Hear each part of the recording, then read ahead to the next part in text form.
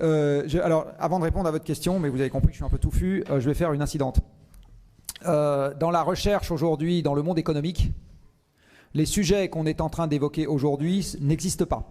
C'est-à-dire que les chercheurs du monde économique payés avec mes impôts, il n'y a qu'un seul truc qu'ils sont en train de regarder, à quelques exceptions près, ça commence à changer un peu, c'est comment je fais revenir la croissance.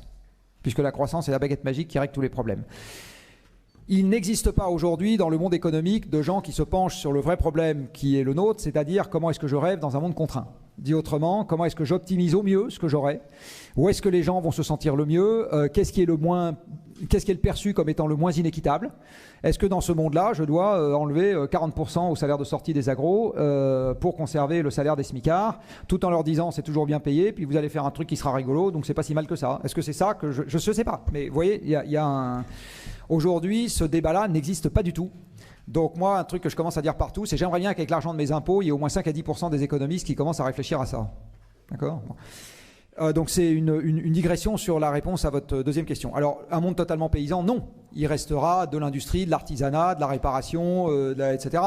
Bon, et puis il y a quand même des acquis. Il y a une connaissance du monde qui nous entoure qu'on n'oubliera pas. C'est-à-dire le monde paysan de l'an 1000, on ne savait pas que la Terre était ronde. Le fait de le savoir, peut-être que quand même c'est un peu mieux. Enfin, toutes les avancées scientifiques, il y en a quand même une partie qu'on peut conserver pour les exploiter à notre profit. Juste, vous n'avez pas du tout parlé du labour biologique, parce qu'on a parlé beaucoup d'énergie. Oui. Aujourd'hui, avec il y a les bourguignons qui parlent de tout ça, on arrive à faire plus de production en comprenant le sol, en fait, en travaillant avec mais c'est évident que c'est des choses qu'il faut faire. Donc je le redis, c'est un exercice d'optimisation sous contrainte dans lequel vous renversez le raisonnement. C'est-à-dire, au lieu de vous dire la contrainte, je la lève par la technologie, du toujours plus, là, vous postulez que vous n'aurez pas le toujours plus, et vous regardez où est-ce que la technologie, c'est-à-dire l'application de la science, vous permet de faire mieux avec ce que vous avez en fonction des contreparties que vous êtes prêt à accepter.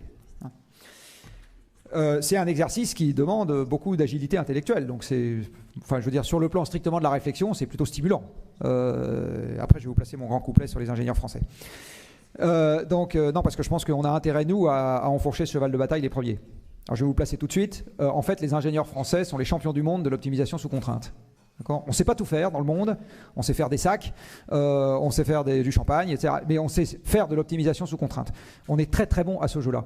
Donc, de se dire, il y a une énorme contrainte, il faut qu'on s'implique dedans, c'est au-delà du fait d'être utile pour nous-mêmes, utile pour le service qu'on peut rendre aux autres, et être utile dans le monde de demain aura toujours une valeur d'échange.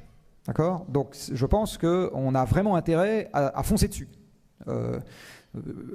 Au moins autant par égoïsme bien pensé que par empathie si on en a.